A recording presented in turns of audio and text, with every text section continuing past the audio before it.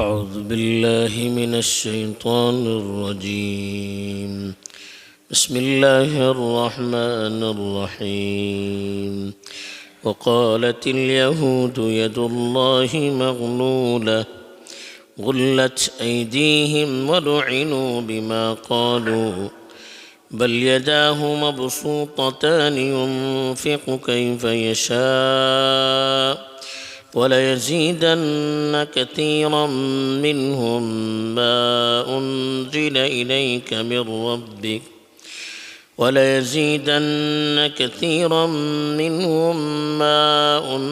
إليك من ربك طغيانا وكفرا وألقينا بينهم العداوة والبغضاء إلى يوم القيامة كلما أوقدوا نارا للحرب أطفأها الله ويسعون في الأرض فسادا والله لا يحب المفسدين.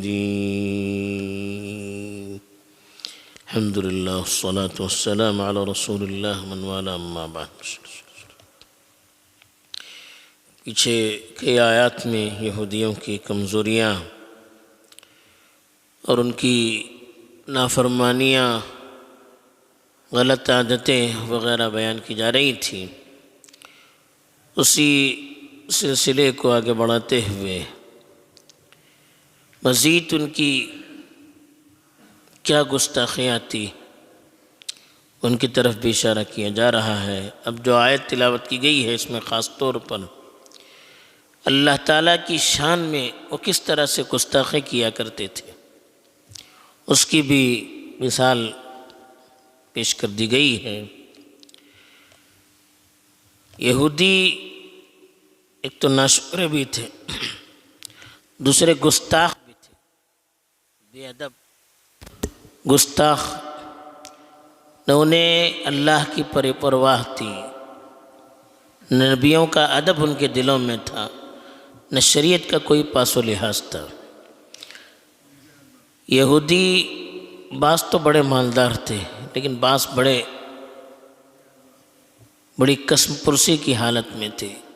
ادھر ابتدائی دور میں مسلمانوں کے حالات بھی بہت پتلے تھے، مال دولت ان کے پاس نہیں تھی، جس کی وجہ سے کچھ یہودی مسلمانوں سے کہتے تھے کہ تمہارا تو اللہ کنجوس ہے، اس کے پاس تو کچھ ہے نہیں، وہ خرچ تو کرتا نہیں ہے. کہیں قحط سالی آ گئی، دانے دانے کے لیے لوگ ترسنے لگے، اس پر بھی یہ لوگ شور مچانے لگے کہ تمہارا اللہ تو کنجوس ہے، بخیل ہے، اس کے پاس تو کچھ ہے نہیں دینے کے لیے. تو اللہ تعالیٰ کی شان بڑی غیور ہے. اللہ کی ذات پر کوئی طعن کرے، اللہ کی طرف کوئی غلط نسبت کرے، یہ اللہ برداشت نہیں کرتا ہے. فوراً جواب دے دیا اور ان کی گستاخی کی وجہ سے ان کا پھٹکار سنا دی گئی. اللہ کی شان میں گستاخی کرنا یہ محرومی کی دلیل ہے اور اللہ کی طرف سے پھٹکار کے نازل ہونے کی دلیل ہے. چنانچہ انہوں نے کہا وقالت اليہود ید اللہ مغلولہ، انہوں نے کہا کہ اللہ کے ہاتھ، یہودیوں نے کہا اللہ کے ہاتھ بندھے ہوئے ہیں. مغلولہ کہتے ہیں بیڑیوں میں جکڑے ہوئے، بندھے ہوئے. یہ محاورہ تھا جس کا مطلب یہ ہوتا ہے کہ اللہ کنجوس ہے، اللہ کچھ دیتے نہیں ہیں. فوراً اللہ نے اس کا جواب دیا کہ غلت ایدیہم، ان کے ہاتھ بند گئے، یعنی وہ خود کنجوس ہیں. اور یہ تاریخ گواہ ہے کہ دنیا میں یہودیوں سے زیادہ مال کا حریص اور ان سے بڑھ کر کنجوس کوئی قوم نہیں ہے. مال کی جتنی حرص ان کے اندر ہے اور جس طرح سے وہ بخل اور کنجوسی سے کام لیتے ہیں، تاریخ میں اس کی کوئی مثال نہیں ملتی. تو یہی نتیجہ ہے. اللہ نے کہا کہ غلت ایدیہم، ان کے ہاتھ باندھ دیے گئے، یعنی ان کی فطرت میں بخل اور کنجوسی لکھی جا چکی ہے.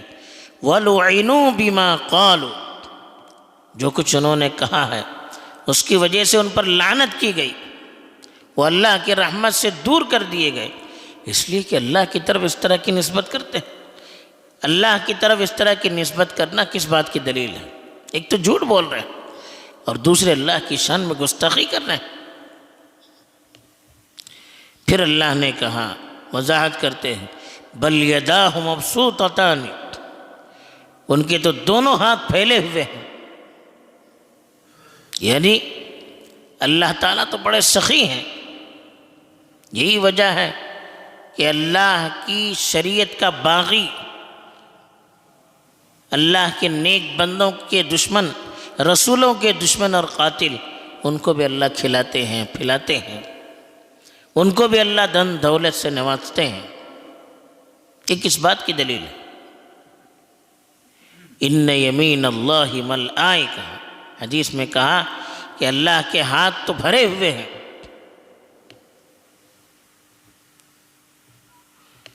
کہا کہ دن رات وہ خرچ کرتا رہتا ہے لیکن اس میں کچھ کمی نہیں آتی ہے،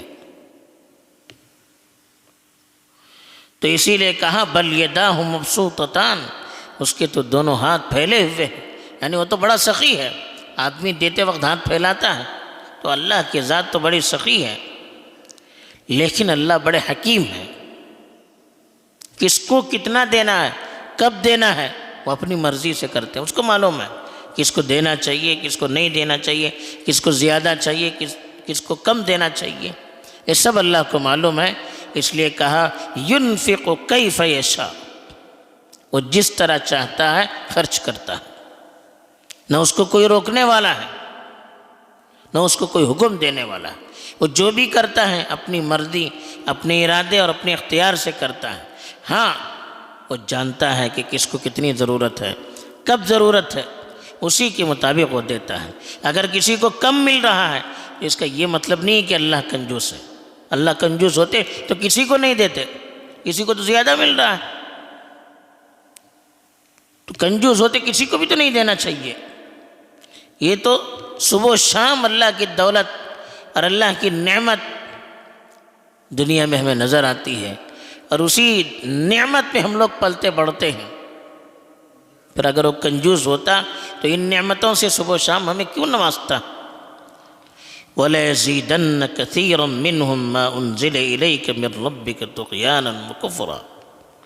اللہ نے اس کی نحوست بتائی کہ اللہ کی شان میں وہ لوگ جس طرح سے گستاخی کر رہے ہیں، اس کی نحوست یہ ہے کہ اللہ کی طرف سے آیتیں نازل ہوتی ہیں، ان آیتوں میں اللہ کا نور ہے، اللہ کا پیغام ہے، اس سے تو دل میں اثر ہونا چاہیے تھا، اس کی وجہ تو ہماری زندگی میں تبدیلی آنی چاہیے تھی، لیکن ہوتا الٹا ہے۔ جن لوگوں کے دلوں میں پہلے سے کمزوریاں ہیں، مرض ہے، بیماریاں ہیں، وہ لوگ اللہ کی آیتوں کا انکار کرتے ہیں۔ جیسے جیسے اللہ تعالیٰ آیتیں نازل کرتے جاتے ہیں وہ انکار کرتے جاتے ہیں، ہر آیت کے انکار سے ان کا کفر بڑھتا چلا جاتا ہے، ان کی سرکشی بڑھتی چلی جاتی ہے۔ تو اسی کو اللہ نے فرمایا وَلَيَزِيدَنَّ كَثِيرًا مِّنْهُمْ مَا أُنزِلَ إِلَيْكَ مِن رَّبِّكَ طُغْيَانًا وَكُفْرًا۔ تمہارے پروردگار کی طرف سے جو چیز تم پر نازل کی گئی ہے، اس کی وجہ سے ان میں سے بہتوں کی سرکشی اور کفر بڑھتے چلے جاتے ہیں۔ قرآن مجید تمہارے رب کی طرف سے تم پر نازل ہوا ہے، اس کی وجہ سے ان میں سے بہت سے لوگوں کا کفر بڑھتا جا رہا ہے، سرکشی بڑھتی جا رہی ہے، یعنی بجائے اس کے ماننے کے وہ اس کی مخالفت میں بڑھتے چلے جا رہے ہیں، وہ اس کو جھٹلانے میں بڑھتے چلے جا رہے ہیں، بجائے اصلاح کے ان کا بگاڑ بڑھتا چلا جا رہا ہے، اس لیے کہ ان کے اندر قبول کرنے کی صلاحیت نہیں ہے، ان کے پورے اعضاء خراب ہو چکے ہیں۔ جیسے کسی کو بیماری لاحق ہو جاتی ہے، ایسی بیماری جو لا علاج ہو، اب جتنا بھی علاج کیا جاتا ہے اس کا مرض بڑھتا ہی چلا جاتا ہے، جتنا اس کو دوا دی جائے مرض گھٹنے کے بجائے بڑھتا ہی چلا جاتا ہے۔ وجہ کیا ہے کہ اب اس کے اندر بننے کی صلاحیت نہیں رہی، اس کے پورے اعضاء بگڑ چکے ہیں، ان کی بھی یہی حالت ہے۔ اس طرح سے اللہ کی شان میں گستاخی کی وجہ سے، اللہ کی رحمت کی سے دوری کی وجہ سے ان کے اندر ایسا بگاڑ پیدا ہو چکا ہے، ایسے امراض ان کے اندر روحانی طور پر پیدا ہو چکے ہیں کہ اللہ کی آیتیں جیسے جیسے نازل ہوتی ہے ان کی اصلاح کے بجائے ان کے بگاڑ کے اندر اضافہ ہی ہوتا چلا جاتا ہے۔ تو یہ کہ اللہ کی آیتوں کو سن کر، اللہ کے پیغام کو سن کر بجائے اصلاح کے بگاڑ کا بڑھنا، یہ اندرونی طور پر برباد ہونے کی دلیل ہے، اللہ کے رحمت سے دور ہونے کی دلیل ہے۔ پھر اللہ نے اس کی نحوست دوسری یہ بھی بتائی کہ وَأَلْقَيْنَا بَيْنَهُمُ الْعَدَاوَةَ وَالْبَغْضَاءَ إِلَى يَوْمِ الْقِيَامَةِ، ہم نے ان کے آپس میں دشمنی اور نفرت قیامت تک ڈال دی ہے۔ چنانچہ اب تاریخ پڑھی ہے یہود و نصارہ کی کہ آپس میں اتنا ان کے اندر اختلاف ہے، اتنی ان کی دشمنی ہے کہ ہم سوچ نہیں سکتے۔ یورپ کی تاریخ پڑھی ہے آپ، لڑائی جھگڑوں سے بھری پڑی ہے۔ مسلمانوں کے مقابلے میں ایک جٹ اگر ہو چکے ہیں تو یہ کوئی ان کے آپسی اتحاد کی دلیل نہیں ہے، یہ وقتی مسلمانوں سے نفرت ہے کہ وقتی طور پر وہ مل رہے ہیں، ورنہ ان کے آپس میں اختلافات آج بھی بھرے ہوئے ہیں۔ تحسبهم جميعا وقلوبهم شتى، آپ ان کو آپس میں متحد سمجھتے ہیں حالانکہ ان کے دل آپس میں ٹوٹے ہوئے ہیں۔ یہ صرف وقتی طور پر ہمارے مقابلے میں متحد ہے، ورنہ قیامت تک اللہ نے ان کے دلوں کے اندر ایک دوسرے کی نفرت، ایک دوسرے کے خلاف دشمنی ڈال دی ہے۔ تو یہ آپس کی دشمنیاں، آپس کی نفرت، یہ بھی شریعت میں گستاخی کی وجہ سے اللہ کی پھٹکار کے طور پر ہوتی ہے۔ ہمیں سوچنا چاہیے کہ ہمارے آپس میں بھی اختلافات، انتشار وقت کے ساتھ بڑھتا ہی چلا جا رہا ہے۔ وجہ کیا ہے؟ ہم لوگ بھی غفلت اور لاشعوری میں اللہ کی شان میں گستاخی کر رہے ہیں، اللہ کی شریعت کی شان میں گستاخی کر رہے ہیں، دین کا مذاق اڑا رہے ہیں، جانے میں انجانے میں۔ اس کی نحوست یہ ہے کہ آپس میں اختلاف بڑھتا جاتا ہے۔ پھر اللہ نے کہا وَيَسْعَوْنَ فِي الْأَرْضِ فَسَادًا، تیسری ان کی نحوست یہ ہے کہ اللہ کے رحمت سے دور ہونے کی وجہ سے وہ زمین میں فتنہ اور فساد پھیلاتے رہتے ہیں، دشمنیاں پھیلاتے رہتے ہیں، بے حیائیاں پھیلاتے رہتے ہیں۔ زمین میں برائیوں کو پھیلانا، زمین میں بگاڑ مچانا، یہ بھی اللہ کی رحمت سے دور ہونے کی دلیل ہے۔ کلما اوقدوا نارا للحرب اطفأها اللہ، یہ جب بھی زمین میں آگ جلاتے ہیں اللہ اس کو مٹاتے ہیں۔ یعنی ان لوگوں کی نحوست یہ ہے کہ زمین کے اندر آگ پھیلاتے رہتے ہیں، زمین میں انتشار پھیلاتے رہتے ہیں، دشمنیاں پھیلاتے رہتے ہیں۔ جب بھی یہ مسلمانوں کے خلاف وبال پہ مسلمانوں کے خلاف محاذ کھولتے ہیں، مسلمانوں کے خلاف کوئی سازش کرتے ہیں، اللہ اس کو مٹاتے ہیں اور یہ زمین میں بگاڑ اور فساد مچاتے رہتے ہیں۔ اللہ لا يحب المفسدین، اللہ زمین میں بگاڑ مچانے والوں کو پسند نہیں کرتے۔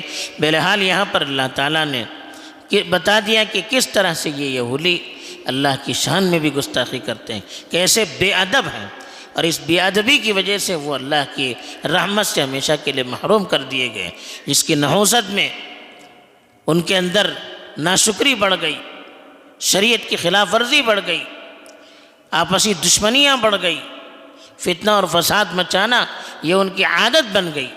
تو یہ جو یہودیوں کے صفات ہیں ان کو بیان کر کے اللہ تعالی ہمیں پیغام دے رہے ہیں کہ ہم ان صفات سے بچے رہیں اور ان کے مشابہ نہ بنیں۔